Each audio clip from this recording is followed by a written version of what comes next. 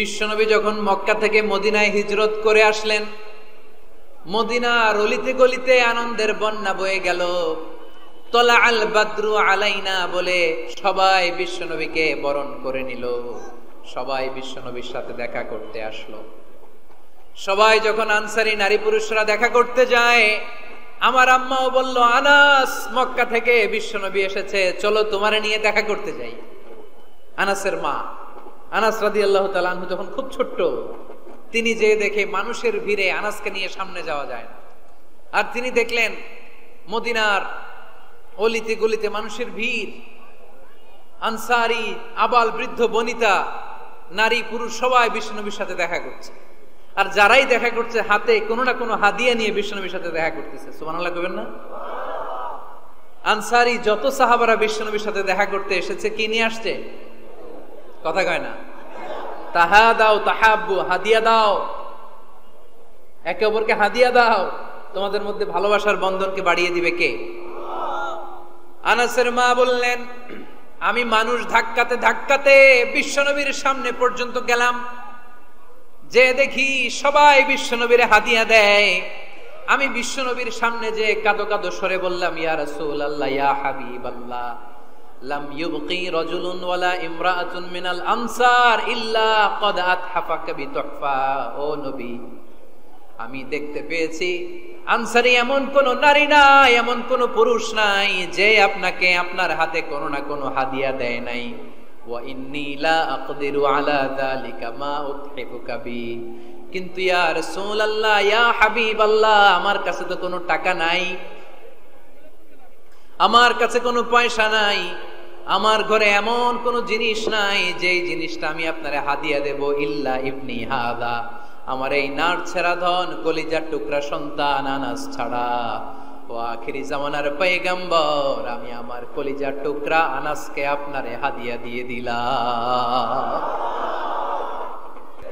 আনাস রাদিয়াল্লাহু তাআলা আনহুর মা বললেন, ইয়া রাসূলুল্লাহ, আনসারী এমন কোন নারী নাই, এমন কোন পুরুষ নাই যে আপনারে হাদিয়া দেয় নাই, কিন্তু আমার তো হাদিয়া দেওয়ার মতো কিছু নাই আমার এই কলিজার টুকরা আনাস ছাড়া। কি আর আমি করব? আমার কলিজার টুকরা আনাসকে আমি আপনার দরবারে হাদিয়া দিয়ে দিলাম। ইয়া রাসূলুল্লাহ, আমার ছেলেটারই আপনারে হাদিয়া দিলাম। খুদ হাদা ইয়াখদুমু কামা বাদালাক, আপনার যেই কাজ লাগবে, যেই খেদমতের প্রয়োজন, আপনার এই খেদমত করবে। ও নবী, আমি জানি আনাস আপনার বেশি খেদমত করতে পারবে না। আনাস আপনার মেসওয়াক এনে দিবে, অজুর পানি এনে দিবে, জুব্বা লাগলে জুব্বাটা এনে দিবে, ছোটখাটো কাজ করে আপনারে সাহায্য করবে। আমার কলিজার টুকরা সন্তানকে চিরকালের জন্য আমি আপনারে হাদিয়া দিয়ে দিলাম। আনাস রাদিয়াল্লাহু তাআলা আনহু বর্ণনা করছেন, আমি দাঁড়িয়ে দাঁড়িয়ে শুনছি আমার আম্মা বলছে আমি নাকি বিশ্বনবীর জন্য হাদিয়া। সুবহানাল্লাহ পড়েন।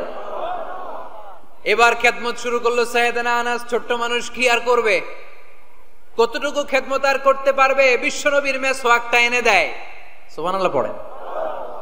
বিশ্বনবীর আতরের শিশিটা এনে দেয়, বিশ্বনবীর জাইতুনের তেলের বোতলটা আগিয়ে দেয়, বিশ্বনবীর জামাটা প্রয়োজনে বিশ্বনবীর হাতে এনে দেয়। সাইয়েদনা আনাস বলেন, আমি 1 বছর নয়, 2 বছর নয়, 5 বছর নয়, 7 বছর নয়, 10 বছর বিশ্বনবীর খেদমত করেছি। ফামা দরাবানি, 10 বছরে একদিনও তিনি আমারে মারে নাই। সুবহানাল্লাহ। একদিন আমার গায়ে হাত তোলে নাই, হাত তোলা তো দূরের কথা, ওয়ালা সাব্বানি, কোনোদিন গালি দেয় নাই, ওয়ালা আবাসা আলা ওয়াজহি, কখনো বিরক্তি সরে ভ্রু কুচকে আমার দিকে বিশ্বনবী কোনোদিন তাকায় নাই। সুবহানাল্লাহ পড়ে। কোনোদিন আমার গায়ে হাত তোলে নাই। আরে হাত তোলা তো দূরের কথা, আমাকে ধমকি পর্যন্ত দেয় নাই। ধমকি দেয়া তো দূরের কথা, আমরা অনেক সময় বিরক্ত হয়ে ভ্রু কুচকাই না। এরকম বিরক্তি হইলে আমরা কারোর প্রতি বিরক্ত হলে কি হয়? কপাল ভ্রু কুচকে ওঠে, ঠিক কিনা? সাইয়েদনা আনাস বললেন, কোনোদিন মারে নাই। খাদেম বলতেছে, খাদেম, বড় সাহেবের রিপোর্ট কার থেকে নিতে হয়? হয় খাদেম, নয় দারোয়ান, নয় ঘরের কাজের মেয়ে, তা না হলে ড্রাইভার। বিশ্বনবীর খাদেম বিশ্বনবীর ব্যাপারে কি কমেন্ট করছে? মা সাব্বানি ওয়ালা জারাবানি ওয়ালা আবাসা ফি ওয়াজহি। এই 10 বছরের খেদমতের জিন্দেগিতে কোনোদিন বিশ্বনবী আমারে মারে নাই, গায়ে হাত তোলে নাই। আরে হাত তোলা তো দূরের কথা, একটা ধমকও দেয় নাই। আরে ধমক দেয়া তো দূরের কথা, বিরক্তির সুরে ভ্রু কুচকে আমার দিকে কখনো তিনি তাকায় নাই। চিল্লায় বলো সুবহানাল্লাহ। আর আজকে মাইক পেলে মানবাধিকারের কর্মী কি সুন্দর কথা বলে, উইমেন রাইটস এর কথা বলে, শিশু শ্রম নিয়ে কথা বলে, আর বাড়িতে কাজের মেয়ের গায়ের মধ্যে গরম খুন্তি পিঠের মধ্যে লাগিয়ে পিঠ ঝলসিয়ে দেয়, এরকম আছে না নাই? পত্রপত্রিকায় প্রায় দেখা যায় যে কাজের মেয়েদেরকে কি অত্যাচার করে, খুন্তি গরম করে করে চামড়ার মধ্যে লাগিয়ে স্কিন ঝলসে ফেলেছে, গ্রিলের মধ্যে বেঁধে রেখেছে, সময় মতো খাবার দেয় নাই, পিটিয়ে মাথার চুল কামিয়ে মাথা নেড়া করে দিয়েছে, এরকম আছে না নাই? এরা মানবাধিকারের ঠিকাদার, এরা মানবাধিকারের কথা বলে। আর বিশ্বনবী সাল্লাল্লাহু আলাইহি ইসলামের খাদেম বিশ্বনবীর ব্যাপারে বলেছে, কোনদিন মায়ের তো দূরের কথা, হাত তোলা তো দূরের কথা, আরে ধমক দেওয়া তো দূরের কথা, বিরক্তির চেহারা নিয়েও কোনদিন বিশ্বনবী আমার দিকে তাকায় নাই। চিল্লায় পড়েন সুবহানাল্লাহ। বিশ্বনবী একবার সাইয়েদনা আনাস রাদিয়াল্লাহু তাআলা আনহুকে একটা ছোট্ট জিনিস আনতে পাঠালেন। সাইয়েদনা আনাস রাদিয়াল্লাহু তাআলা আনহু জিনিসটা আনতে যে মদিনার অলিতে গলিতে বাচ্চাদের খেলা দেখে জিনিস আনতে ভুলে খেলায় দাঁড়িয়ে গেলেন। ছোট মানুষ, ছোট্ট একটা বাচ্চা যদি আমার সাথে নেই, সে কি আমার প্রয়োজন বুঝবে? আমার সেন্টিমেন্ট যেরকম বাচ্চা কি ওটা টের পাবে? ছোট্ট আনাসকে বললেন, আমার জুব্বা নিয়ে আসো। বিষ্ণু সাল্লাল্লাহু আলাইহি ওয়াসাল্লাম শাম দেশের জুব্বা পড়তেন, বলতেন জুব্বা নিয়ে এসো। জুব্বা আনতে যখন বেরোলেন আনাস রাদিয়াল্লাহু তাআলা আনহু, দেখলেন মদিনার অলিতে গলিতে বাচ্চারা কুতকুত খেলে। কি খেলে? আপনারা খেলেন তো? এই খেলা দেখে আনাস রাদিয়াল্লাহু তাআলা আনহু ভুলে গেলেন যে বিশ্বনবীর জামা আনতে হবে। উনি ভুলে যে উনিও দাঁড়িয়ে খেলা দেখতে শুরু করলেন। এখন ঘন্টার পর ঘন্টা যায়, আনাসও আসে না, জামাও আসে না। বিশ্বনবী ভাবলেন, হায় রে, আনাস মনে হয় ভুলে গিয়েছে, কি আর করা যাই, নিজের জামা নিজেই নিয়ে আসি। বিশ্বনবী বের হলেন জামা আনতে, বের হয়েই দেখে মদিনার গলিতে বাচ্চারা খেলতেছে, ওইদিকে আনাস রাদিয়াল্লাহু আনহু দাঁড়ানো। বিষ্ণু সাল্লাল্লাহু আলাইহি ওয়াসাল্লাম কিছু বললেন না, যে উনিও আনাস রাদিয়াল্লাহু তাআলা আনহুর পাশে দাঁড়িয়ে খেলা দেখতে আরম্ভ করলেন। সুবহানাল্লাহ পড়বেন না? সাইয়েদনা আনাস খেলা দেখতে দেখতে হঠাৎ বিশ্বনবীর দিকে চোখ পড়ে গেছে। বিশ্বনবীর চোখের দিকে যখন সাইয়েদনা আনাস রাদিয়াল্লাহু তাআলা আনহুর চোখ পড়ে গেছে, সাইয়েদনা আনাস বলে, আমার কলিজাটা এখান থেকে এই দিকে চলে আসছে ভয়ে। কিসে? ভয়ে। উনি বললেন, আমার গলা শুকিয়ে যেতে আরম্ভ করলো, কাঁপতে লাগলাম। হায় হায়, এখন আমার মনে পড়ছে বিশ্বনবীর জামা আনতে পাঠাইছিল, ভুলে গেছে খেলার আবেশে পড়ে। উনি বললেন, বিশ্বনবী আমারে ধমক দেন নাই, আমার গায়ে হাত তোলেন নাই, জামা আনতে পাঠাইছি, এখানে খেলা দেখতেছো এটাও বলেন নাই, বিরক্তিও প্রকাশ করেন নাই। বিশ্বনবী শুধু একটা হাসি দিয়েছেন, স্মাইল। কি দিয়েছেন? একটা মুচকি হাসি দিয়েছেন। কি হাসি? সাইয়েদনা আনাস বলে, ওই যে ওই দিনের বিশ্বনবীর মুচকি হাসির শাসন মরার আগের দিন পর্যন্ত আমি আনাসকে সোজা রাস্তায় রেখেছি, আর ডানে বায়ে নেয় নাই।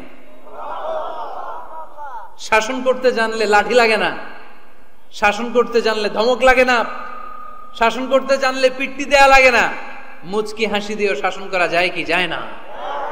সাইয়েদনা আনাস বললেন, কোনোদিন মারে নাই, কোনোদিন ধমক দেয় নাই, সব সময় আমাকে আদর করেছে। চিল্লায় পড়েন সুবহানাল্লাহ। যারা কর্মচারীদের সাথে খারাপ আচরণ করে, যারা মানুষের কাছ থেকে শ্রম নিয়ে কাজ করিয়ে টাকা দেয় না, কিয়ামতের দিন তাদের বিরুদ্ধে মামলা দায়ের করবে কে? কে করবে? হাদিসে কুদসি সাক্ষী বিষ্ণু সাল্লাল্লাহু আলাইহি ওয়াসাল্লাম বলেন, আল্লাহ তাআলা ফরমান, আনা খাসমুহুম সালাসাতুন আনা খাসমুহুম ইয়াউমাল কিয়ামা। তিন শ্রেণীর ব্যক্তির বিরুদ্ধে আল্লাহ বলেন, আমি নিজেই কিয়ামতের দিন মামলা দায়ের করব। I will be against them in the day of judgment. Three categories of people, I will be against them in the day of judgment. তিন শ্রেণীর লোক কিয়ামতের দিন তারা ছাড় পাবে না। আল্লাহ বলেন, আমি নিজেই তাদের বিরুদ্ধে মামলা দায়ের করব। এর মধ্যে এক শ্রেণীর লোক হচ্ছে রাজুলুন ইস্তাআজারা জিরান ফাস্তাউফা মিনহু ওয়া লাম ইয়াতি আজরা। একজন শ্রমিক ভাড়া করে তার কাছ থেকে কাজ নিয়েছে, কিন্তু তার পারিশ্রমিক আদায় করে নাই। এরকম আছে না নাই? দাপট দেখায় ইউনিভার্সিটির ক্যান্টিন গুলোতে, ইউনিভার্সিটির ক্যান্টিনে যায় খায়, মাগার বিল দেয় না, এরকম ডাকাইত আছে না নাই? চায়ের দোকানে চা খায় পরে দিমু, বিল দেয় না, আছে না নাই? দোকানে যে পণ্য কিনে বিল দেয় না, পরে দিমু, আছে না নাই? কিয়ামতের দিন আল্লাহ তোর এই মাস্তানি ছুটাবে। চিল্লা এখন ঠিক কিনা? আনা খাসমুহুম, আমি নিজেই তাদের বিরুদ্ধে মামলা দায়ের করব। কথাটা কার? এজন্য বিশ্বনবী বললেন, খবরদার, মেহনতি মানুষ, খেটে খাওয়া মানুষ, এদের দোয়া কবুল হয়ে যায়। আতুল আজিরা আজরাহু ক্বাবলা আন ইয়াজিফা আরাকুহু। খবরদার, বিশ্বনবী বললেন, শ্রমিকের ঘাম শুকিয়ে যাওয়ার আগে তাদের পারিশ্রমিক মিটিয়ে দাও। বিশ্বনবীর বিখ্যাত হাদিস, আতুল আজিরা আজরাহু ক্বাবলা আইয়াজিফা আরাকু, শ্রমিকের ঘাম মাটিতে লাগার আগে, শুকিয়ে যাওয়ার আগে তাদের পারিশ্রমিক মিটিয়ে দাও। কেননা তারা যদি বদদোয়া করে তোমার জীবনরে জাহান্নাম বানিয়ে দিবে কে? বিষ্ণু ইসলাম সব সময় খেটে খাওয়া মানুষদেরকে আগলে রাখতেন। সব সময় শুধু যে ভাষণে মেহনতি মানুষদের সাথে ভালো আচরণ করতে বলতেন, শ্রমিকদের সাথে ভালো আচরণ করতে বলতেন এমনটা নয়, ওনার ব্যক্তিগত জীবন ঘাটলেও দেখা যায় উনি শ্রমিকদের সাথে কেমন আচরণ করেছেন। আল্লাহুম্মা ইফতাহলি আবওয়াবা রাহমাতিক, আমরা বলি হে আল্লাহ আপনি আপনার রহমতের দরজা আমাদের জন্য খুলে দেন। সুবহানাল্লাহ পড়েন। এই দোয়া থেকে বোঝা গেল মসজিদে ঢুকলে কি পাওয়া যায়? সবাই বলতে হবে কি পাওয়া যায়? মসজিদে ঢুকলে রহমত পাওয়া যায়, আর মসজিদ থেকে বের হলে রিজিক পাওয়া যায়, ফদল পাওয়া যায়। ফদল, ফদলের আরেক অর্থ হচ্ছে রিজিক। এজন্য মসজিদ থেকে যখন বেরোই কোন পা দিয়ে বেরোই? আর কি পড়ি? আল্লাহুম্মা ইন্নী আসআলুকা মিন, হে আল্লাহ আপনার কাছে আমি আপনার ফদল চাই, রিজিক চাই। এই ফদলের কথাই আল্লাহ কোরআনে বললেন, فَإِذَا قُضِيَتِ الصَّلَاةُ فَانْتَشِرُوا فِي الْأَرْضِ وَابْتَغُوا مِنْ فَضْلِ اللَّهِ وَاذْكُرُوا اللَّهَ كَثِيرًا لَعَلَّكُمْ تُفْلِحُونَ। সুবহানাল্লাহ পড়েন। আল্লাহ ডেকে বললেন, গোলাম যখন সালাত শেষ হয়ে যায় জমিনে ছড়িয়ে পড়ো, মসজিদে বসে থেকো না। আদেশটা কার? সালাত যখন শেষ মসজিদে বসে থাকার দরকার নাই, জমিনের মধ্যে ছড়িয়ে ছিটিয়ে পড়ো। ওয়াবতাগু মিন ফাদলিল্লাহ, আমার ফদল তালাশ করো, আমার রিজিক তালাশ করো, বেশি বেশি আমাকে স্মরণ করো। সুবহানাল্লাহ পড়ে। তার মানে ইসলামের বিধান হচ্ছে যখন সালাতের সময় হবে আপনি মসজিদে যাবেন, আবার সালাত শেষ আপনি আপনার কাজে চলে যাবেন। when you are done with your salah spread out to your workplace, কাজ শেষ তো আপনার কর্মস্থলে চলে যান। এটা হচ্ছে ইসলামের নিয়ম। নামাজের আজান যখন হবে সবাই মসজিদে ঢুকবে, সালাম ফিরিয়ে নামাজ শেষ সবাই মসজিদ থেকে বের হয়ে যাবে। শিক্ষক চলে যাবে স্কুলে, কৃষক চলে যাবে ফসলের খেতে, ব্যবসায়ীরা চলে যাবে শপিং মলে, মেম্বার অব দ্য পার্লামেন্ট চলে যাবে সংসদ ভবনে। যে যার কাজের মধ্যে সে তাড়াতাড়ি ইনভলভ হয়ে যাবে। সালাত শেষ, কাজে ঝাঁপিয়ে পড়ো। আদেশটা কার? তাহলে ইসলামে ইবাদতের অ্যাটিটিউডটা বুঝতে পারছেন? কাজের সময় কাজ, নামাজের সময় আওয়াজ করে বলেন কাজের সময়, নামাজের সময়। সুন্দর হয়েছে না বিষয়টা? ফাইদা কুদিয়াতিস সালাতু ফান্তাশিরু ফিল আরদ, যখন তোমাদের সালাত শেষ তখন জমিনে ছড়িয়ে পড়ো। জমিনটাকে আল্লাহ আমাদের জন্য উর্বর বানিয়েছেন। জমিনে বীজ রোপণ করে দিলেই এখানে ফসলের ব্যবস্থা করে দেয় কে? ওয়াল্লাযী জাআলা লাকুমুল আরদা যালুলান ফামশু ফি মানাকিবিহা ওয়া কুলু মির রিজকি ওয়া ইলাইহিন নুশুর। তিনি তো এমন সত্তা যিনি তোমাদের জন্য জমিনটারে ফ্ল্যাট বানিয়ে দিয়েছেন, সমতল বানিয়ে দিয়েছেন। এই জমিনের অলিতে গলিতে, বনে বাদারে, রাস্তায়, সাগরে, পাতালে, পাহাড়ে, বিভিন্ন জায়গায় তোমরা ঘুরে বেড়াও। সেখানে যে আমি আল্লাহর রিজিক তালাশ করো। সুবহানাল্লাহ।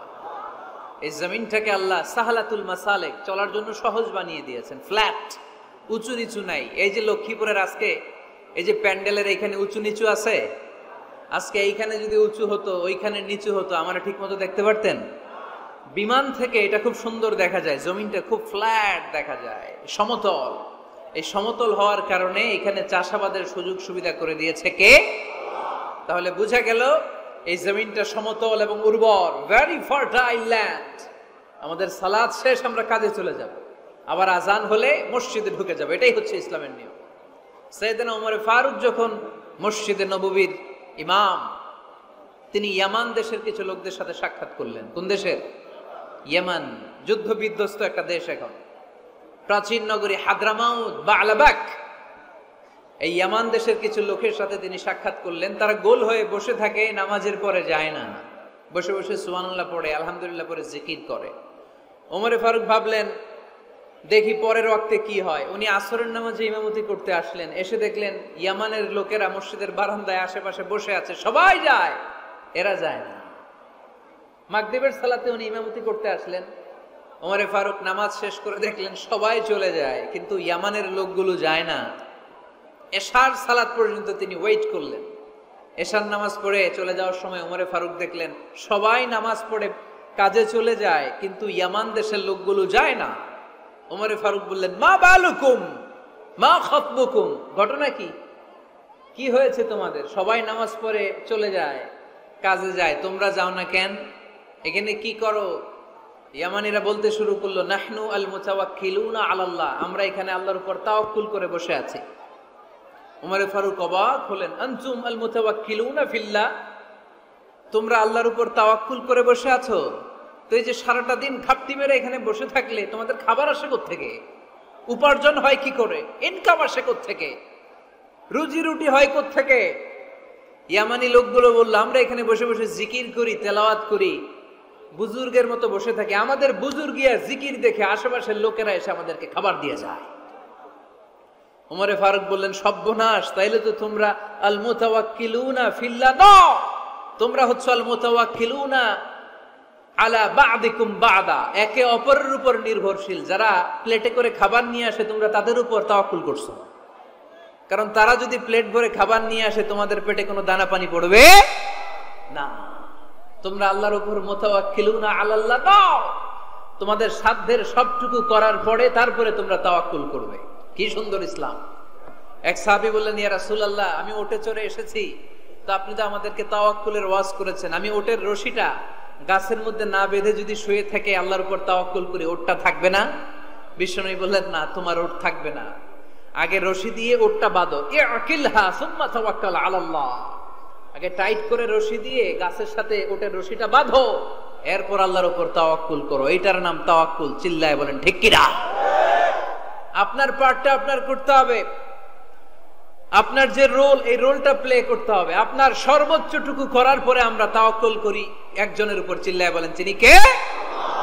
ওমরে ফারুক বললেন, তোমরা মুতাওয়াক্কিলুনা আলাল্লাহ নাও, তোমরা বের হয়ে যাও, খবরদার এরপরে কোনোদিন তোমাদেরকে যেন এই মসজিদের মধ্যে ঘাপটি মেরে গোল হয়ে বসে থাকতে না দেখা যায়। কারণ ফাইদা কুদিয়াতিস সালাতু ফান্তাশিরু ফিল আরদ ওয়াবতাগু মিন ফাদলিল্লাহ, ইসলামের বিধান হচ্ছে যখন নামাজ শেষ মসজিদে বসে থাকা যাবে? চিল্লায় বলেন বসে থাকা যাবে? যাবে না, সর্বোচ্চটুকু করে তারপরে আপনাকে বের হয়ে যেতে হবে। প্রতিদিন সকালবেলা পাখির বাসা থেকে দেখবেন পাখিগুলো খালি পেটে বের হয়ে যায়। আপনাদের এই এলাকায় পাখির বাসা আছে? কি পাখির বাসা আছে? হ্যাঁ, সব পাখি আছে। তো সকালবেলা দেখবেন পাখির বাসা থেকে পাখিগুলো খালি পেটে বের হয়ে যায়। বিকেল বেলায় পাখিগুলোর ওদর পূর্তি করে, পেট ভর্তি করে আবার পাখির নিড়ে ফিরিয়ে দেয় কে? কারণ পাখিগুলো তাওয়াক্কুল করেছে কার উপর? পাখিগুলো তাওয়াক্কুল করে যদি পাখির নিড়েই বসে থাকতো, ওদের পেটে খাবার আসতো? কথা বলেন। বিশ্বনবী এটাই বললেন, তাকদু খিমাসান ওয়া তারুহু বিতানান, তোমরা যদি পাখির মতো তাওয়াক্কুল করো, মানে আল্লাহর উপর তাওয়াক্কুল করে জমিনে বের হয়ে যাও, তোমাদেরও রিজিকের দায়িত্ব নিয়ে নিবে কে? সকালবেলা প্রতিটা পাখি না খেয়ে বের হয়ে যায়, একটা পাখির পেটের ভেতরে কোনো দানা পানি নাই, কিন্তু আল্লাহর উপর তাওয়াক্কুল করে পাখিগুলো যখন বের হয়ে যায়, বিকেল বেলা পেট ভর্তি করে, ওদর ভর্তি করে আবার পাখির নিরে পাখিগুলোরে ফিরিয়ে দেয় কে? পাখিগুলো কি আমাদের মতো খাবার জমা করে রাখতে পারে? আমরা তো 7 দিনের বাজার একবারে করে ফ্রিজে রাখি। পাখিদের ফ্রিজ আছে না? আছে। আমাদের অতিরিক্ত টাকা হলে আমরা ব্যাংকে ব্যালেন্স করে রাখতে পারি, অ্যাকাউন্ট করে রাখতে পারি। পাখিরাও তো অ্যাকাউন্ট করে রাখে না? না, প্রতিদিন না খেয়ে বের হয়। কালকে ওই পাখিটা কি খাবে, কোন জায়গা থেকে তার রিজিকের ব্যবস্থা হবে, আল্লাহ ছাড়া কেউ জানে। এটার নাম তাওয়াক্কুল। এটার নাম কি?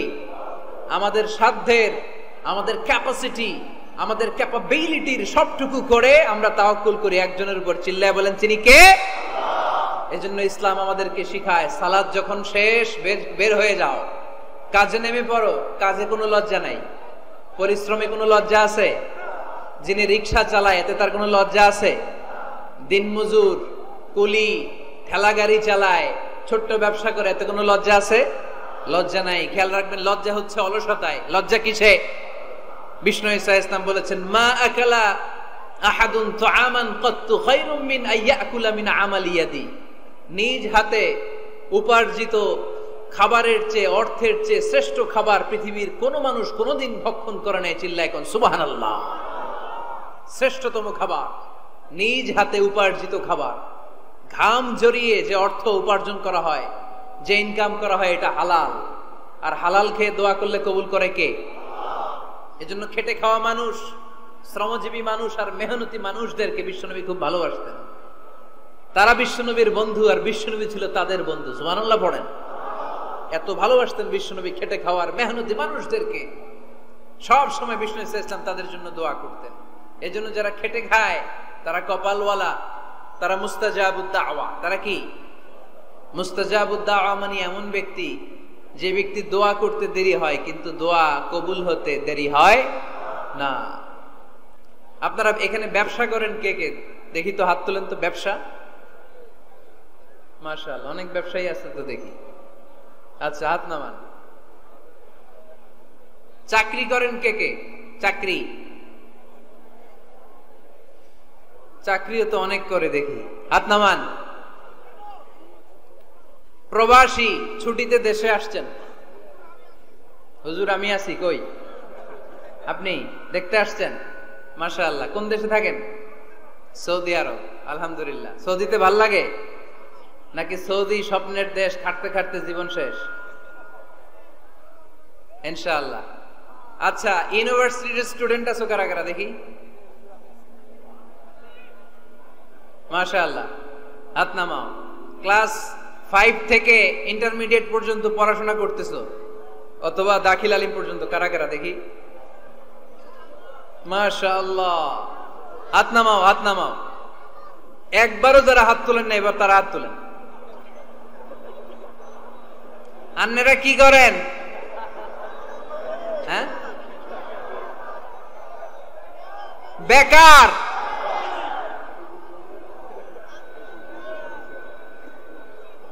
বাংলাদেশে চাকরির বাজার খুব মন্দা, ঠিক কিনা?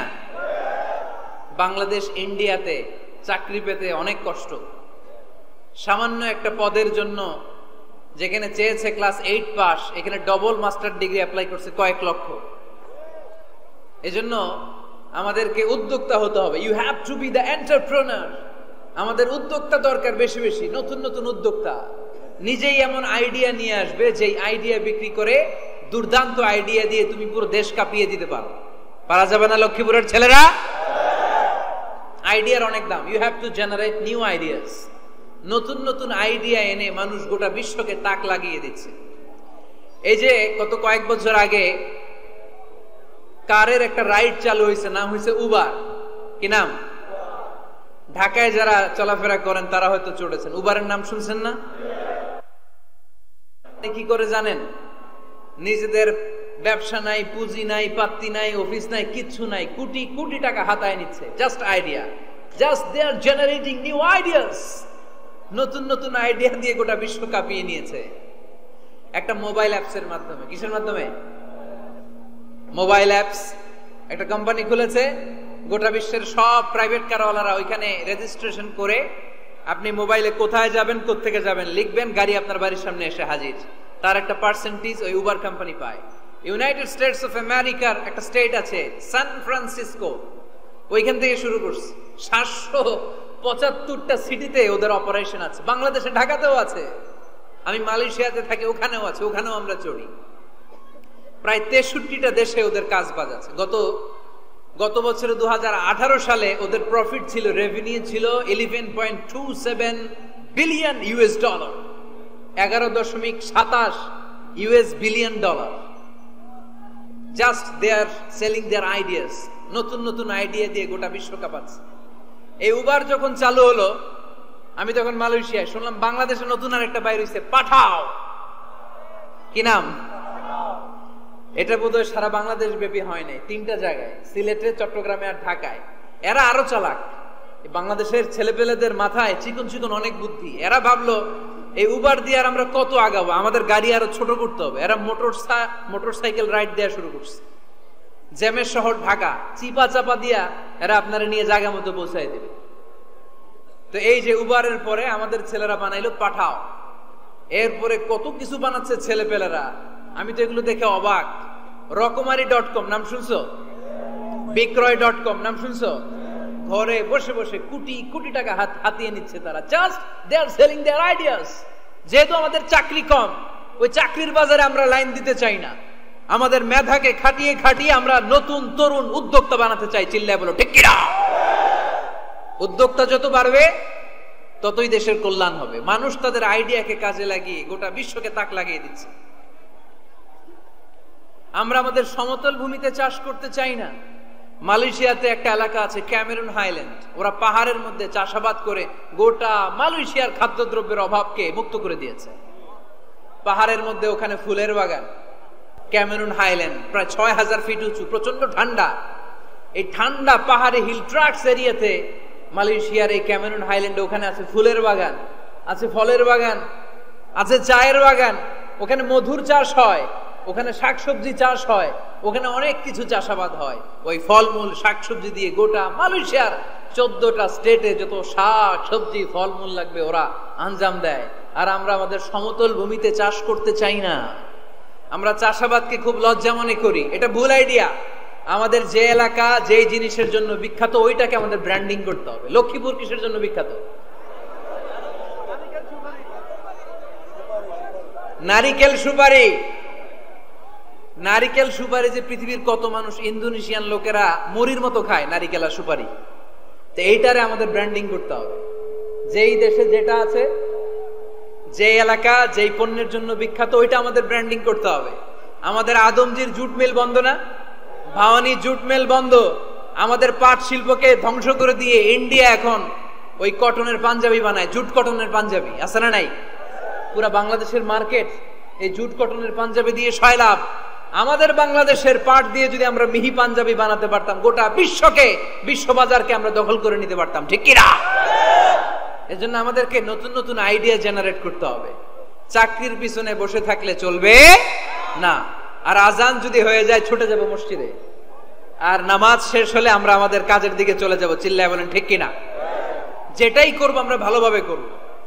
আল্লাহ বলেছেন লিয়াবলুয়াকুম আইয়ুকুম আহসানু আমালা।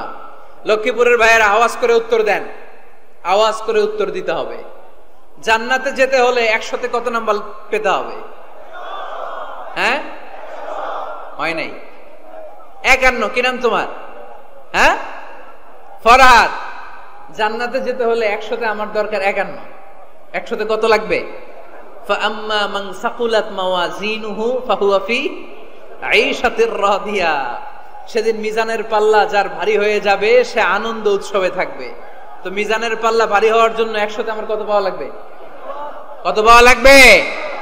51 পেলেই হয়ে যাবে। এজন্য আল্লাহ বলছেন লিয়াবলুয়াকুম আইয়ুকুম আহসানু আমালা। যেটাই করবে ভালোভাবে করবে। আল্লাহ এটা পরীক্ষা করতে চান যে আমরা ভালোভাবে কে কতটুকু আমল করেছি। যারা আরবি বোঝেন আলেম ওলামা আপনারা জানেন, এখানে আল্লাহ বলেননি লিয়াবলুয়াকুম আইয়ুকুম আকসারু আমালা। আল্লাহ এটা দেখতে চান যে তোমাদের মধ্যে থেকে কে বেশি আমল করে। এটা বলছে আল্লাহ? বলে নাই। আল্লাহ বলেছে লিয়াবলুয়াকুম আইয়ুকুম আহসানু আমালা, যে ভালো করে করে। এজন্য আমরা যাই করি না কেন কি করে করব? আওয়াজ করে বলতে হবে। কেমন করে করব? যে কোনো কাজ করো না ভাই, যে কোনো কাজ করো তা যেন হয় সবার চেয়ে সবচেয়ে সুন্দর। পড়েন, যে কোনো কাজ করো না ভাই, যে কোনো কাজ করো তা যেন হয় সবার চেয়ে সবচেয়ে সুন্দর। পড়েন, যে কোনো কাজ করো না ভাই, যে কোনো কাজ করো তা যেন হয় সবার চেয়ে সবচেয়ে সুন্দর। হোক না সেটা পড়া লেখা, রঙের ভাষায় ছবি আঁকা। পড়েন, হোক না সেটা পড়া লেখা, রঙের ভাষায় ছবি আঁকা, হোক না সেটা সামান্য কাজ কিংবা মহত্তর, তা যেন হয় সবার চেয়ে সবচেয়ে সুন্দর। যে কোনো কাজ করো না ভাই, যে কোনো কাজ করো, তা যেন হয় সবার চেয়ে সবচেয়ে সুন্দর। চিৎকার করে বলেন ঠিক কিনা? আমরা যেটাই করি না কেন ওইটা ভালো করে করার দরকার আছে না নাই? এজন্য কাজে আর শ্রমে কোনো লজ্জা নাই। লজ্জা হচ্ছে অলসতায়। লজ্জা কিসে? অলসতায়। বিষ্ণু ঈসা ইসলামের কাছে এক সাহাবী এসে বলল, ইয়া রাসূলুল্লাহ আ'তিনি শাইআন, আপনি আমাকে কিছু দান করেন, আমার কিছুই নাই। বিষ্ণু বললেন, তোমার কিছু নাই? সাহাবী বললেন, ইয়া রাসূলুল্লাহ ঘরে আমার শুধু দুইটি জিনিস আছে। কয়টা? চিল্লায় বলেন কয়টা? এক হচ্ছে একটা জামা, দুই হচ্ছে পানি খাওয়ার একটা জগ। বিষ্ণু বললেন, এই দুইটাই নিয়ে আস। বিশ্বনবীর কথা শুনে ওই সাহাবী ঘর থেকে জামা নিয়ে আসলেন, পানি খাওয়ার জগ নিয়ে আসলেন। বিশ্বনবী সাল্লাল্লাহু আলাইহি ওয়াসাল্লাম ওনার মুবারক হাত দিয়ে এক হাতে জামা ধরে আরেক হাতে পানির জগটা ধরে সাহাবীদের দিকে উদ্দেশ্য করে বললেন, মাইয়াশতারি হাদাইন, এই দুইটা জিনিস কেনার মতো কে কে আছে দেখি? কয়েকজন হাত তুললো। বিশ্বনবী বললেন, কত দিয়ে কিনবা? এক সাহাবী বলে, ইন্নী আশতারিহিমা বিদিরহাম, ও নবী যদিও এগুলো আমার দরকার নাই, কিন্তু আপনি যেহেতু নিলামে ডাক তুলেছেন, ইয়া রাসূলুল্লাহ ইয়া হাবিবাল্লাহ, আপনার সম্মানে আমি 1 দিরহাম দিয়ে দুইটা জিনিস কিনে নেব। 1 দিরহাম, একটা জামা, একটা পানি খাওয়ার জগ, দাম কত? 1 দিরহাম। বিশ্বনবী বললেন, না না, 1 দিরহাম তো অনেক কম হয়ে যায়, মাইয়াজিদু আলা যালিক, এর চেয়ে বেশি দামে কে কিনবা? আরেক সাহাবী হাত তুলে বলতে লাগলো, ইয়া রাসূলুল্লাহ ইয়া হাবিবাল্লাহ ওয়া ইন্নী আশতারিহিমা বিদিরহামাইন, আমি এই জামাটার পানি খাওয়ার জগটা 1 দিরহাম নয় 2 দিরহামের বিনিময়ে কিনতে চাই। বিষ্ণু ঈসা ইসলাম ওই সাহাবাকে দিয়ে দিলেন। দিয়ে 2 দিরহাম নিয়ে যে লোকটা ভিক্ষা করতে এসেছিল তার হাতে 2 দিরহাম দিয়ে বললেন, যাও 1 দিরহাম দিয়ে ঘরে খাবার কিনে দিয়ে আসো, আরেক দিরহাম দিয়ে একটা কুঠার কিনে নিয়ে আসো। শুনতেছেন? কি কিনে নিয়ে আসো? কুঠার দিয়ে কি করে? গাছ কাটে। ওই সাহাবী কুঠার কিনে নিয়ে আসার পরে বিশ্বনবী নিজ হাতে কুঠারের মধ্যে একটা কাঠের হাতল লাগাই দিলেন। আল্লাহু আকবার। হাতল ছাড়া কুঠার ইউজ করা যাবে? বিশ্বনবী নিজ হাতে ওই কুঠারের ভেতরে একটা হাতল লাগাই দিলেন আর বললেন, লা উরিদু আন আরাকা 15 আইয়াম, এই কুঠার নিয়ে জঙ্গলে যাও, গায়ে অনেক শক্তি আছে, কাঠ কাটো, এই কাঠ কেটে বাজারে বিক্রি করো, সামনের 15 দিন যেন আমি আমার চোখের সামনে তোমার না দেখি। বিশ্বনবীর পরামর্শ অনুযায়ী কুঠার নিয়ে ওই সাহাবী জঙ্গলে চলে গেলেন। কাঠ কেটে বাজারে বিক্রি করতে করতে 15 দিন পরে 10 দিরহাম নিয়ে বিশ্বনবীর দরবারে হাজির হয়ে গেলেন। 10 দিরহাম নিয়ে বিশ্বনবীর কাছে হাজির হয়ে গেলেন। সাহাবী এসে বলল, ইয়া রাসূলুল্লাহ এখন আর আমার ভিক্ষা করা লাগে না, আমার গায়ে অনেক শক্তি আল্লাহ দিয়েছে, আই এম ভেরি এনার্জেটিক, আপনার দেয়া বরকতের কুঠার দিয়ে আমি কাঠ কেটে কেটে স্বাবলম্বী হতে শুরু করেছি। সুবহানাল্লাহ পড়েন। আমি এখন 10 দিরহামের মালিক। বিশ্বনবী বললেন, লা আইয়াহতাতিবা আহাদুকুম হুজমাতান আলা যাহরিহি খায়রুম মিন আইয়াসআলা শাইআন ফায়ু'তিয়াহু আও ইয়ামনাহু, যাদের গায়ে শক্তি আছে তারা ভিক্ষা না করে কাঠ কেটে পিঠে সেই বোঝা নিয়ে বাজারে বিক্রি করা অনেক ভালো, কারণ কারো কাছে যদি তুমি হাত পাতো সে দিতেও পারে নাও দিতে পারে, আর কষ্ট করলে কষ্ট কোনোদিন বৃথা যায় না। চিল্লায় বলেন ঠিক কিনা? বিষ্ণু ঈসা ইসলামের অনুপ্রেরণায় এই সাহাবা অল্প কিছুদিনের ব্যবধানে স্বাবলম্বী হয়ে গেলেন। What is the moral of the story? বিশ্বনবীর এই প্রফেটিক স্টোরি থেকে আমাদের কি শিক্ষা? লেসন নাম্বার 1, বিশ্বনবী চাইলেই ওই 2 দিরহাম দিয়ে বলতে পারতো, যাও খাবার দাবার কিনে ফ্যামিলিতে দিয়ে আসো। সে ওই 2 দিরহাম নিয়ে খাবার দাবার কিনে ফ্যামিলিকে খাইয়ে রাত্রে আবার ভিক্ষায় নামতো। কথা কন? রাত্রে কি করতো? ভিক্ষায় নামতো। বিষ্ণু ঈসা ইসলাম তাকে কাজ করে খাওয়ার জন্য উৎসাহ দিলেন। পাশাপাশি বিষ্ণু ঈসা ইসলাম পার্মানেন্ট সলিউশন দিলেন। এজন্য পার্মানেন্ট সলিউশনের ব্যবস্থা করতে হবে। অনেকে আমরা যাকাত দেই, যাকাতের শাড়ি দেই, যাকাতের লুঙ্গি দেই, আছে না নাই? লক্ষ্মীপুরে এরকম দেয় নাকি? কি দেয়? হ্যাঁ, গাড়ি, গাড়ি দেয়, শাড়ি না। জাকাতের শাড়ি, জাকাতের লুঙ্গি বলতে কোনো কথা ইসলামে নাই। এগুলো খুব কম দামি শাড়ি, যাদেরকে এগুলো দেয়া হয় তাদেরকে অপমান করা হয়, ঠিক কিনা? আল্লাহ বলেছেন ওয়ালাকাদ কাররামনা বানি আদম, I have dignified the status of the sons of Adam. আমি আদমের সব সন্তানদেরকে সম্মানিত করেছি। সুবহানাল্লাহ পড়েন। আপনাদের চেয়ে সম্মানিত কেউ আছে? মানুষের চেয়ে সম্মানিত গোটা বিশ্বে আর কোনো মাখলুকাত আছে? নাই। এজন্য জাকাতের শাড়ি দেয়া যাবে না, জাকাতের লুঙ্গি দেয়া যাবে না। জাকাতের শাড়ি আপনারা দেখছেন, এটারে একবার ধোয়ার পরে দ্বিতীয়বার পরা যায় না। মশারি কি পাতলা, এর চেয়েও পাতলা। এই জন্য জাকাতের শাড়ি, জাকাতের লুঙ্গি বলতে ইসলামে কোনো পরিভাষা নাই। আপনাকে স্বাবলম্বী করে দেওয়ার চেষ্টা করতে হবে। যারা লক্ষ্মীপুর জেলায় বিজনেস ম্যাগনেট আছেন, তারা একসাথে হয়ে একটা স্ট্রং জাকাত ম্যানেজমেন্ট প্ল্যাটফর্ম করতে পারে, যেখান থেকে আপনারা বিভিন্ন থানায়, বিভিন্ন গ্রামে বাছাই করে করে কিছু ভাইদেরকে জাকাত দিতে পারেন স্বাবলম্বী করার উদ্দেশ্যে। যেই ফ্যামিলিকে আছে, কি নাম এটার? পল্লী উন্নয়ন ক্লাব। মাশাআল্লাহ, জাকাত ফান্ড দিয়ে বিদেশে লোক পাঠায়। এর চেয়ে সুন্দর পদ্ধতিতে জাকাত বিতরণ আর হতে পারে? যেই লোকটাকে, যেই ছেলেটাকে বিদেশে পাঠানো হয়েছে, ওই ফ্যামিলিটা আর কোনোদিন জাকাতের শাড়ি নেওয়ার জন্য লাইনে দাঁড়াবে? যেই ছেলেটাকে ওনারা অস্ট্রেলিয়ান গাভী কিনে দিছে, দুধ বিক্রি করে যেই ফ্যামিলিটা স্বাবলম্বী হতে শুরু করেছে, তারা আর কোনোদিন জাকাতের লাইনে যেয়ে দাঁড়াবে না। এজন্য জাকাত দিতে হবে স্বাবলম্বী করার জন্য। ইসলাম আমাদেরকে এটাই শিখিয়েছে, কাজ করে খেতে হবে। কাজে লজ্জা নেই, লজ্জা হচ্ছে অলসতায়। লজ্জা কিসে? আজকের আলোচনা থেকে এটা মুখস্থ করে নিতে হবে। কাজে লজ্জা নেই। লক্ষ্মীপুরের ইয়াংস্টারেরা শ্রমে লজ্জা নেই, পরিশ্রমে লজ্জা নেই, লজ্জা অলসতায়। লজ্জা কিসে? আরো জোরে। নবীরা কি এমনি এমনি বসে বসে খাইছে? কঠিন পরিস্থিতিতেও নবীরা পরিশ্রম করে উপার্জন করা লেগেছে, ঠিক কিনা? সাইয়েদনা মারিয়াম আলাইহিস সালাম, যার নামে আল্লাহ তাআলা কোরআনে একটা সূরা দিলেন, উনি পৃথিবীতে এমন একজন মহিয়সী নারী, যেই নারীর গর্ভে, যেই নারীর পেটের ভেতরে স্বামীর স্পর্শ ছাড়া সন্তান দিয়েছে কে? সাইয়েদনা ঈসা আলাইহিস সালাম পেটে আসলেন। মারিয়াম আলাইহিস সালাম লজ্জা পেলেন। হায় হায়, কেমন করে এলাকাবাসীদের কাছে আমি আমার মুখ দেখাবো? বিয়ে করি নাই, স্বামী নাই, বিয়ে হয় নাই, স্বামী নাই, কিন্তু পেটে সন্তান চলে এসেছে। হায় হায়, এলাকায় কেমনে মুখ দেখাবো? লজ্জায় পড়ে মারিয়াম আলাইহিস সালাম এলাকা থেকে চলে গেলেন। কি অবাক করা কাণ্ড! বাচ্চা ভূমিষ্ঠ হওয়ার জন্য, বড় হওয়ার জন্য 6 মাস 7 মাস লাগে নাই, পেটে বাচ্চা আসার সাথে সাথে বাচ্চাটারে বড় করে দিয়েছে কে? সাইয়েদাতুনা মারিয়াম আলাইহিস সালাম এবার বসে পড়লেন, বুঝতে আরম্ভ করলেন প্রেগন্যান্সির পেইন উঠেছে। হঠাৎ করে পেট থেকে বাচ্চা ভূমিষ্ঠ হয়ে যাওয়ার পরে উনি কাঁপতে আরম্ভ করলেন। ক্ষুধার চোটে খাবার কিছু নাই, সামনে ঝর্ণা, উপরে একটা খেজুর গাছ।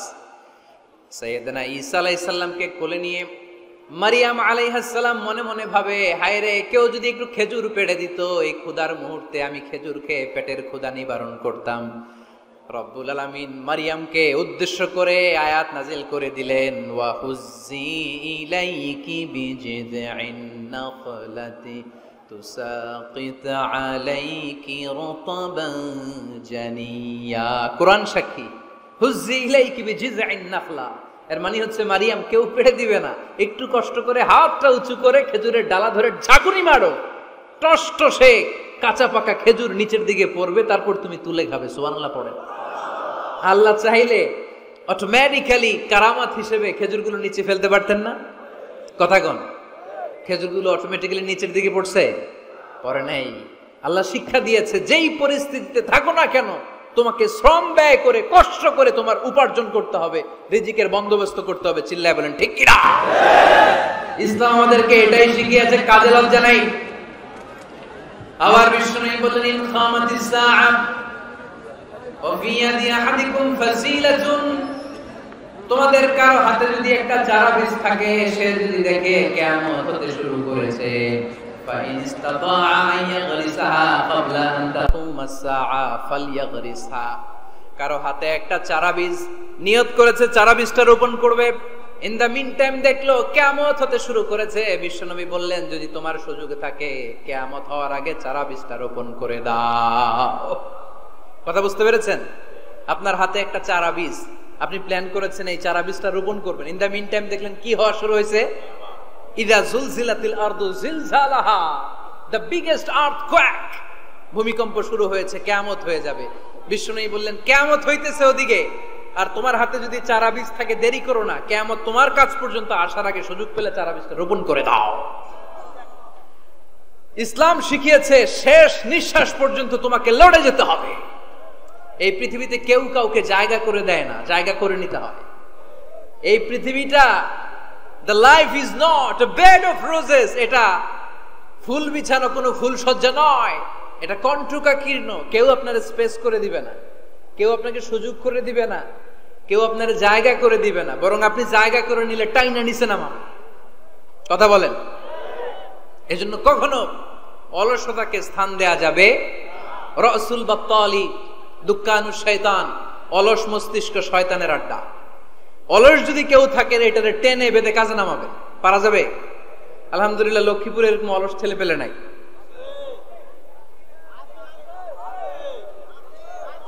আছে? আমরা আজকে অলসতাকে নো বলে যাবো এই মাহফিল থেকে। অলসতাকে আমরা কি বলবো? আওয়াজ করে বলতে হবে, অলসতাকে কি বলবো আমরা? মুমিনের জীবনে কোনো অলসতা নাই। অলস হয় মুনাফিকরা। অলস হয় কারা? চিল্লায় বলতে হবে। মুমিনরা অলস হয়? অলস হয় কারা? এজন্য কোরআনে আল্লাহ একথাও বলে দিলেন, ওয়াইদা কামু ইলাস সালাতি কামু কুসালা ইউরাউনান নাসা ওয়ালা ইয়াযকুরুনাল্লাহা ইল্লা কালিলা। সুবহানাল্লাহ পড়েন। মুনাফিকরা যখন মানুষকে দেখানোর জন্য নামাজে যায়, ওই নামাজে তাদের ইখলাস নাই, ওই নামাজের ভেতরে তাদের কোনো খুশু খুদু নাই, ওই নামাজের ভেতরে আছে শুধু অলসতা। ওই নামাজে কি আছে? কিন্তু আমরা যখন নামাজে যাই আমাদের অলসতা আছে? আমরা নামাজ পড়লে আমাদের হৃদয়টারে সজীব করে দেয় কে? আমরা ওযু করলে আমাদের মনটাকে চাঙ্গা করে দেয় কে? আমরা মসজিদে ঢুকলে হৃদয়টাকে প্রাণবন্ত করে দেয় কে? মুমিন তো নামাজে গেলে চাঙ্গা হয়, মুমিন ওযু করলে চাঙ্গা হয়। বিষ্ণু ঈসা ইসলাম বললেন, ইয়াকিদু শাইতানু আলা কাফিয়াতি রাসি আহাদিকুম ইযা নাম। খেয়াল করে শুনবেন লক্ষ্মীপুরের ভাইয়েরা, চমৎকার একটা হাদিস। আমরা যখন ঘুমোতে যাই, শয়তান আমাদের প্রত্যেকের মাথার পিছনে 3টা অলসতার গিট মারে। কয়টা? আওয়াজ করে বলেন। 3টা অলসতার গিট মারে। ইয়াকিদু শাইতানু আলা কাফিয়াতি রাসি আহাদিকুম সালাসা উকাব। 3টা গিট মারে যখন আমরা ঘুমোতে যাই। অলসতার 3টা গিট মেরে আমাদের কানের সামনে এসে ফিসফিস করে মন্ত্র পড়তে থাকে, আলাইসা লাইলুন তাওয়িলুন ফারকুদ, আলাইসা লাইলুন তাওয়িলুন ফারকুদ। বিশাল লম্বা রাত, ঘুমাও, অনেক সময় আছে, ঘুমাও। রাত 5টা বেজে যাচ্ছে, তাহাজ্জুদের সময় শেষ হয়ে যাচ্ছে, তখনও শয়তান বলে রাত অনেক লম্বা, ঘুমাও। ফজরের সময় পার হয়ে যাচ্ছে, সূর্য উঠে যাচ্ছে, শয়তান বলে আলাইসা লাইলুন তাওয়িলুন ফারকুদ, এখনো অনেক সময় আছে, লম্বা লম্বা লম্বা চৌড়া রাত পড়ে আছে, তুমি ঘুমাও। বিশ্বনবী বললেন, ফাইনিস্তাইকাযা ওয়া যাকারাল্লাহ ইনহাল্লাত উকদা। আমার উম্মতের কেউ যখন ঘুম থেকে জেগে ঘুম থেকে ওঠার দোয়া পড়া শুরু করে দেয়, অলসতার প্রথম গিটটা সাথে সাথে খুলে দেয় কে? আপনি ঘুম থেকে উঠেই যখন ঘুম থেকে ওঠার দোয়া পড়বেন, আপনার অলসতার প্রথম গিট খুলে দেয় কে? ঘুম থেকে ওঠার দোয়াটা কি? আলহামদুলিল্লাহিল্লাযী আহইয়ানা বা'দামা আমাতানা ওয়া ইলাইহিন নুশুর। প্রশংসা সে আল্লাহ, যে আল্লাহ আমাদেরকে লম্বা একটা ঘুম শেষে, মৃত্যু শেষে আমাদেরকে ঘুম থেকে উঠালেন। এই দোয়াটা পড়ার সাথে সাথে শয়তান যে 3টা গিট মারছে, ওই 3টার একটা খুলে দেয় কে? ফাইন তাওয়াদ্দা ইনহাল্লাত উকদা। ঘুম থেকে জেগে ঘুমের দোয়া পড়ার পরে যখন কেউ ওযু করে ফেলে, অলসতার দ্বিতীয় গিটটাও খুলে দেয় কে? ওযু করার পরে ফাইন সাল্লাত ইনহাল্লাত উকদা, নামাজের মুসল্লায় দাঁড়িয়ে যখন নামাজ শুরু করে দেয়, অলসতার 3 নাম্বার গিটটাও খুলে দেয় কে? 3টা গিট যখন খুলে দেয়, বিষ্ণু ইসা ইসলাম বললেন, ফাসবাহা নাশীতাল কলব, নাশীত, তখন মুমিন বান্দা সজীব হয়ে ওঠে, প্রাণবন্ত হয়ে ওঠে, উচ্ছ্বসিত হয়ে ওঠে। ওয়া ইল্লা খাবিসান নাফসি কাসলান, আর যদি ঘুমিয়ে থাকে, তিনটা গিট তার মাথার পেছনে শয়তানের অলসতার লেগে থাকে, তাহলে তার দিনটা শুরু হয় অলসতা দিয়ে, আর সে হয় অলসতার রাজা। চিল্লা এখন ঠিক কিনা? এজন্য আমরা কি অলস হতে চাই না কর্মঠ হতে চাই? কোন নবীরা কি অলস ছিলেন? পৃথিবীতে কোন নবী অলস ছিলেন? সব নবী কর্মঠ ছিলেন। বিষ্ণু ঈসা ইসলাম বললেন, মা বাআসাল্লাহু নাবিয়্যান ইল্লা রাআল গানাম, এই পৃথিবীতে এমন কোন নবী নাই যেই নবী বকরি চড়ায় নাই। কি চড়ায় নাই? বকরিরে আপনারা লক্ষ্মীপুরের ভাষায় কি বলেন? কি বলেন? ছাগল। তো পৃথিবীতে এমন কোন নবী নাই যেই নবী কি চড়ায় নাই? ছাগল চড়ায় নাই। সাহাবারা বললেন, ইয়া রাসূলুল্লাহ আনতা কাযালিক, আপনিও ছাগল চড়াইছেন? বিষ্ণু ঈসা ইসলাম বললেন, না, আমিও ছাগল চড়িয়েছি। ওয়া ইন্নী আরআহা আলা কারারাইতি আহলি মক্কা, আমি তো মক্কাবাসীদের অল্প কিছু পয়সার বিনিময়ে তাদের ছাগলগুলোকে চড়িয়ে দিতাম। সুবহানাল্লাহ পড়বেন না?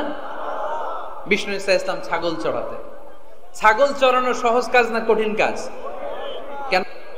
হ্যাঁ, টেরা খুঁটি মারে।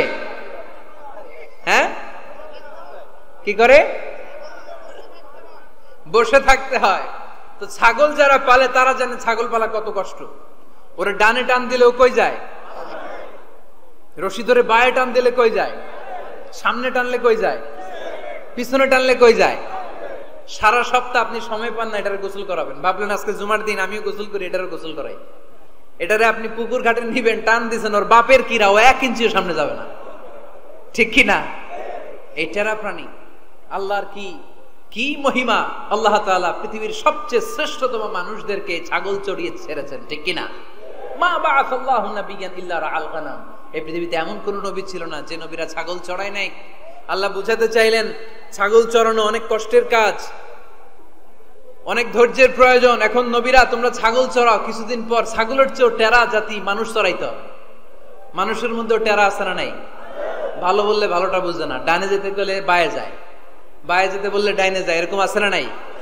সম্মানিত ভাইয়েরা, সমস্ত আম্বিয়া আলাইহিমুস সালাম ওনারা কর্মঠ ছিলেন। সাইয়েদনা আদম আলাইহিস সালাম নিজ হাতে চারা গাছ রোপণ করে চাষাবাদের কাজ করেছেন। সুবহানাল্লাহ পড়েন। সাইয়েদনা ইব্রাহিম আলাইহিস সালাম চাষাবাদের কাজ করেছেন। সাইয়েদনা দাউদ আলাইহিস সালাম নিজ হাতে যুদ্ধের জন্য যে পোশাক পরতে হয়, যেটা পরলে গায়ের মধ্যে ছুরি মারলেও ঢুকে না, ওই শিরস্ত্রাণ বানিয়েছেন, নিজ হাতে তলোয়ার বানিয়েছেন। সুবহানাল্লাহ পড়েন। সাইয়েদনা মুসা আলাইহিস সালাম ছাগল চড়িয়েছেন। সাইয়েদনা মুসা আলাইহিস সালামের মেজাজ নরম না গরম? নবীদের মধ্যে সবচেয়ে বেশি মেজাজওয়ালা নবী ছিলেন মুসা আলাইহিস সালাম। উনিও 8 থেকে 10 বছর সাইয়েদনা শুআয়ব আলাইহিস সালামের এরিয়াতে ছাগল চড়িয়েছেন। চিল্লায় বলেন সুবহানাল্লাহ। এজন্য নবীরা যেহেতু কাজ করেছেন, কর্মঠ ছিলেন, আমরাও কর্মঠ হব। ঠিক কি না? সাহাবারাও কর্মঠ ছিলেন। বিশ্বনবীর সাহাবারাও ব্যবসা করতেন। সাইয়েদনা আবু বকরের বিশাল ব্যবসা প্রতিষ্ঠান ছিল। সুবহানাল্লাহ পড়েন। আপনারা হজ উমরা করেছেন কে কে? দেখি, করছেন? মাশাআল্লাহ। যারা করে নাই আল্লাহ তাদেরকেও আল্লাহর ঘর জিয়ারতের তুমি নসিব করো। আমিন। বিশ্বনবীর মাকবারার সামনে দাঁড়িয়ে আমরা যেন সালাম পেশ করতে পারি, তুমি নসিব করো। বাইতুল্লাহ শরীফে এবং মসজিদ নববীতে আমরা যেন সালাত আদায় করতে পারে, আল্লাহ তুমি নসিব করো। সাইয়েদনা আবু বকর রাদিয়াল্লাহু তাআলা আনহুর ব্যবসা প্রতিষ্ঠান ছিল মক্কার কাবা ঘরের পাশেই। ওনার ব্যবসা প্রতিষ্ঠানগুলো যেখানে ছিল ঠিক ওইখানেই সৌদি সরকার এখন শপিং মল বানিয়ে দিয়েছে, মাতজার আবু বকর। মক্কা শহরের যেখানে বহিরাগতরা এসে ওখানে ছাগল, ওখানে ঘোড়া, উট এগুলো রাখতো, আস্তাবল রাখতো, ঘোড়া আর উট যেখানে রাখা হতো ঠিক ওই জায়গায় সৌদি সরকার ওটার পার্কিং লট বানাই দিচ্ছে। মানে যেখানে আগে সাহাবাদের ব্যবসার জায়গা, ওইখানে বর্তমানে শপিং মল। যেখানে আগের সময়কাল সাহাবারা উট আর ঘোড়া রেখে বাঁধতো, ওইখানে এখন গাড়ি ঘোড়া রাখার ব্যবস্থা করা হয়েছে। সাইয়েদনা আবু বকর অনেক বড় ব্যবসায়ী ছিলেন। ওনার নিজ টাকা দিয়ে হাবাসা থেকে আসা সাইয়েদনা বেলালকে তিনি 20,000 স্বর্ণ মুদ্রা দিয়ে উমাইয়া ইবনে খালাফের কবল থেকে তিনি মুক্ত করেছেন। সাইয়েদনা উসমান যুন্নুরাইন বড় ব্যবসায়ী ছিলেন। নিজের টাকা দিয়ে মদিনার মুসলমানেরা পানি খেতে পারে না, বিইরে রুমা নামে একটা কুয়া ছিল, এই কুয়ার মালিক ছিল ইহুদি। মুসলমানেরা পানি খেতে গেলে সে বকা দিত, পানি খেতে দিত না। বিশ্বনবী বললেন, আমার সাহাবীদের মধ্যে এমন কি কেউ নাই নিজের অর্থায়নে বীরে রুমা কিনে মুসলমানদেরকে দিয়ে দিবে?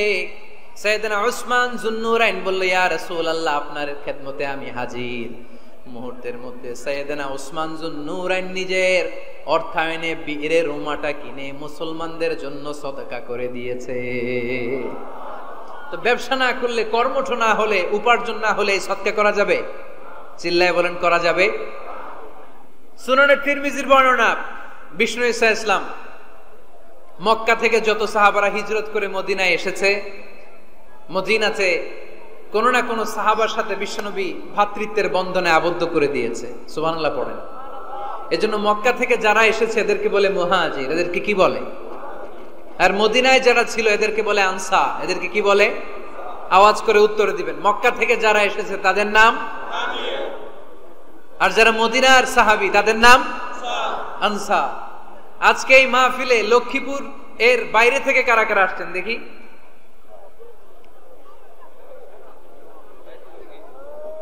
মাশাআল্লাহ, মাশাআল্লাহ, অনেক আসছে। আল্লাহ ভাইদেরকে তুমি কবুল করো, হাত নামান। এই যে লক্ষ্মীপুরের বাইরে থেকে যে ভাইরা আসছে তারা লক্ষ্মীপুরের মেহমান, ঠিক কিনা? মক্কা থেকে হিজরত করে যে সমস্ত সাহাবারা এসেছিল তারা ছিল মদিনার মেহমান। বিশ্বনবী এক এক মক্কার সাহাবীকে মদিনার এক এক সাহাবীর সাথে ভ্রাতৃত্বের বন্ধনে আবদ্ধ করে দিলেন। আব্দুর রহমান ইবনে আউফ রাদিয়াল্লাহু তাআলা আনহু, ওনার সাথে ভ্রাতৃত্বের বন্ধনে যে সাহাবীকে বিশ্বনবী আবদ্ধ করে দিলেন ওনার নাম হচ্ছে সাআদ ইবনে রাবিয়া। কি নাম? মদিনার অনেক বড় ব্যবসায়ী। বিশ্বনবী বললেন, ও আব্দুর রহমান ইবনে আউফ, সম্পদ ছেড়ে দিয়ে, পরিবার ছেড়ে দিয়ে, স্থাবর অস্থাবর সব ছেড়ে দিয়ে আল্লাহ রাসূলের ভালোবাসায় মক্কা থেকে মদিনায় এসেছো। মদিনায় তোমার চিন্তা নাই, সাদ ইবনুর রবিকে আমি তোমার ভাই বানিয়ে দিলাম। সাদ ইবনে রবি তোমার আপন ভাইয়ের মতো। সাদ ইবনে রবি বলল, আব্দুর রহমান, জীবনে তোমারে কোনোদিন দেখি নাই, তোমারে আমি চিনি না, তোমার নাম শুনি নাই, কিন্তু বিশ্বনবী তো তোমার দায়িত্ব আমাকে দিয়েছে। আমার চেয়ে বড় ধনী এই মদিনার মধ্যে দ্বিতীয় কেউ নাই। আজ থেকে তুমি আমার ভাই, আজ থেকে তুমি আমার কি? আল্লাহ আমাকে যত সম্পত্তি দান করেছে তার অর্ধেক সম্পত্তি আমি তোমার নামে দিয়ে দিলাম। ও আব্দুর রহমান ইবনে আউফ, শুধু তাই নয়, রব্বুল আলামিন আমাকে দুইজন স্ত্রী দিয়েছে। কয়জন? তুমি দেখো আমার কোন স্ত্রীকে তোমার বেশি ভালো লাগে, যার নাম তুমি বলবে সাথে সাথে আমি তারে তালাক দিয়ে দিব। তার ইদ্দত পালন শেষে তুমি তাকে বিয়ে করে তোমার সাথে নিয়ে যাবা। সুবহানাল্লাহ। কারণ বিশ্বনবী তোমার দায়িত্ব আমার কাছে দিয়েছে, তুমি আমার ভাই, আমি মদিনার সবচেয়ে বড় ধনী, আমার অর্ধেক সম্পদ আমি তোমারে দিয়ে দিব, আমার দুই স্ত্রীর এক স্ত্রীকে তোমারে দিয়ে দিব। সাইয়েদনা আব্দুর রহমান ইবনে আউফ এই কথা শুনে অবাক হলেন। অবাক হয়ে উনিও এক অবাক কথা বললেন। উনি বললেন, লা হাজাতা লি ফি ইয়া আখি, ও আমার প্রাণের ভাই, তোমার কথা শুনে আমার হৃদয়টা ভরে গিয়েছে, কিন্তু তোমার সম্পদেরও দরকার আমার নাই, তোমার স্ত্রীরও দরকার আমার নাই। বারাকাল্লাহু ফি মালিক ওয়া লি আহলিক, আল্লাহ তোমার মালেও বরকত দেখ, তোমার সম্পদেও বরকত দেখ। তুমি শুধু একটু কষ্ট করবা। কি কষ্ট? দুল্লানি আলা সুক, show me the way to the market. তুমি মদিনায় কোনো মার্কেট আছে কিনা, শপিং মল আছে কিনা, ব্যবসা প্রতিষ্ঠান আছে কিনা আমারে দেখায় দাও। সুবহানাল্লাহ পড়ো। আমরা হইলে কি করতাম? লক্ষ্মীপুরে যারা আসছে এদের একজনের যদি বলা হয়, ভাই আপনি এখন থেকে লক্ষ্মীপুরের ভাই, আমার অর্ধেক সম্পদ আপনারা দিয়ে দিব, কি করবে? পায়ের উপর পা তুলে খাবে আর বলবে, কি আনন্দ আকাশে বাতাসে, ঠিক কিনা? এরপর যদি বলি, ভাই আমার দুই বউ, যেটারে সুন্দর লাগে বলেন তালাক দিয়ে দেই, নিয়ে যান, কি বলবে? কি আনন্দ আকাশে বাতাস। আল্লাহ রাসূলের সাহাবী আব্দুর রহমান ইবনে আউফ বললেন, লা হাজাতা লি ফি, আমার দরকার নাই। দুল্লানি আলা সুক, just show me the way to market, এখানে মার্কেট কই আছে দেখায় দাও। অবাক হয়ে গেলেন সাদ বিন রবি, বললেন, ও আব্দুর রহমান ইবনে আউফ, ঠিক আছে, তুমি যদি নিতে না চাও তোমারে আমি জোর জবরদস্তি করব না। শুনে রাখো, মদিনাতে ইহুদিদের কয়নুকার একটা বাজার আছে। এই কথা বলার সাথে সাথে আব্দুর রহমান ইবনে আউফ চলে গেলেন। এর পরের দিন অল্প কিছু পনির আর ঘি দিয়ে ব্যবসা শুরু করলেন। পনির আর ঘিয়ের ব্যবসা করতে করতে করতে করতে ব্যবসায় তিনি এত লাভ করলেন, উনি বললেন আমি যদি কখনো মদিনার বালুর মধ্যে হাত দিতাম ওই বালুটারও সোনা বানায় দিত কে? দুল্লানি আলা সুক, লক্ষ্মীপুরের কর্মঠ যুবক ভাইয়েরা, এই আব্দুর রহমান ইবনে আউফ আমাদের প্রেরণা। উনি অন্যের ঘাড়ে পাড়া দিয়ে খেতে চায় নাই, আরেকজনের উপর ডিপেন্ডেন্ট বা নির্ভরশীল হতে চায় নাই। তিনি স্বাবলম্বী হওয়ার শিক্ষা লেসেন কিয়ামত পর্যন্ত গোটা বিশ্বের যুবকদের জন্য রেখে গিয়েছে। চিল্লায় বলো ঠিক কিনা? দুল্লানি আলা সুক, show me the way to market. Market কোথায় দেখাও। পনির আর ঘি নিয়ে ব্যবসা করতে করতে কয়েক মাসের ব্যবধানে ইতিহাস সাক্ষী সাইয়েদনা আব্দুর রহমান ইবনে আউফ মদিনার বিশাল বড় বিজনেস ম্যাগনেটে পরিণত হয়ে গেলেন। চিল্লায় পড়েন আল্লাহু আকবার। এজন্য ব্যবসার ভিতরে বরকত ঢুকিয়ে দিয়েছে কে? বিষ্ণুই বললেন আত-তাজিরা সাদুকাল আমিন মা'আন নাবিয়্যিন ওয়াস সিদ্দীকিন ওয়াস শুহাদা'i ওয়াস সালিহিন। আমানতদার ব্যবসায়ী তারা সাধারণ কোনো মানুষ নয়, কিয়ামতের দিন নবীদের সাথে হাসর হয়ে যাবে। আপনারা যারা ব্যবসা করেন এটা সাধারণ বিষয় নয়। বিষ্ণু ইসলাম নিজেও ব্যবসায়ী ছিলেন। ওনার জীবনের প্রথমে তিনি খাদিজা রাদিয়াল্লাহু তাআলা আনহার ব্যবসার স্টাফ হয়ে কাজ শুরু করেছেন, এরপর নিজে ব্যবসা শুরু করেছেন। এরপরে খাদিজাতুল কুবরা রাদিয়াল্লাহু তাআলা আনহা সব সম্পত্তি বিয়ের পরে বিশ্বনবীর পায়ের সামনে ঢেলে দিয়েছেন। বললেন ইয়া রাসূলুল্লাহ, এই সম্পদ আমি আপনাকে দিয়ে দিলাম, আপনি ইচ্ছামতো দিনের প্রয়োজনে খরচ করেন। সুবহানাল্লাহ পড়েন। এজন্য বিষ্ণু ইসলাম আমাদের জন্য উপমা, আব্দুর রহমান ইবনে আউফ আমাদের জন্য উপমা। যারা ব্যবসা করেন তারা বিষ্ণু ইসলামের সুন্নাহ পালন করছেন। আত-তাজির আস-সাদুক আল আমিন। বিষ্ণুই বললেন সত্যবাদী আমানতদার ব্যবসায়ী, যে ব্যবসা করতে যে মিথ্যা কথা বলে না। অনেক ব্যবসায়ীরা আছে পণ্য চালানোর জন্য মিথ্যা কথা বলে আর কসম কাটে, আছে না নাই? আহা, এমনটা করা যাবে?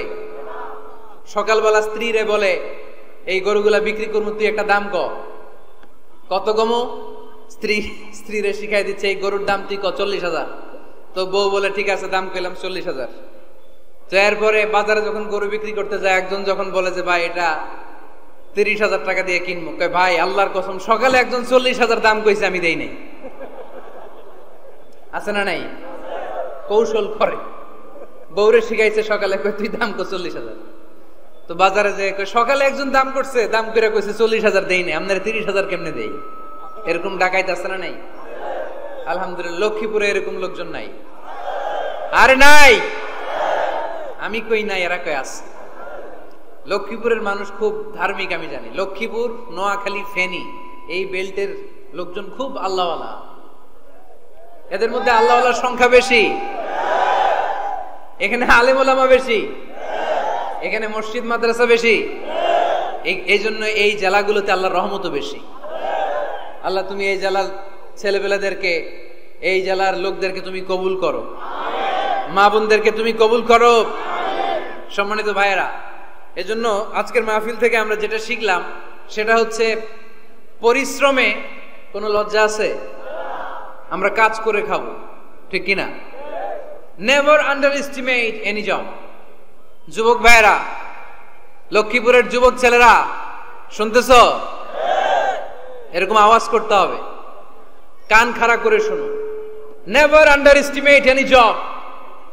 কোন চাকরিকে ছোট করে দেখা যাবে, whether it's small or big, you don't care. এটার কেয়ার করা যাবে না। ছোট্ট চাকরি পাইলেই ঢুকে যাবা, বড় অফার আসলে পরে ঢুকবা। এটা ছোট কাজ, এটা হোটেলের ওয়েটার, এটা ছোট্ট স্টাফ, এটা কেরানি না।